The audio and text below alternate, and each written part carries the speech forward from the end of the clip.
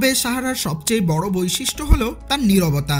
এই নীরবতা কানে বাজে না, বাজে অন্তরে। রাতের সাহারা যেন এক নক্ষত্রে ভরা আকাশের পটভূমি, যেখানে বাতাসে ভেসে বেড়ায় অদৃশ্য বেদনার গন্ধ। দিনে সাহারা আবার হিংস্র, আগুনে পোড়া রূপ নিয়ে এসে পরীক্ষা নেয় জীবন ও সাহসের। সাহারা মরুভূমি কোনো একটি নির্দিষ্ট দেশে সীমাবদ্ধ নয়, বরং সাহারা বিস্তৃত হয়ে ছড়িয়ে পড়েছে আফ্রিকার 11টি দেশের বুক জুড়ে। মরক্কো, আলজেরিয়া, তিউনিসিয়া, লিবিয়া, মিশর, মালি, চাঁদ, নাইজার, সুদান, মাউরিতানিয়া আর পশ্চিম সাহারা। এ যেন এক মহাদেশীয় বালুকা বন, যার প্রতিটি অঞ্চলে লুকিয়ে আছে আলাদা আলাদা ইতিহাস ও আলাদা আলাদা জীবন।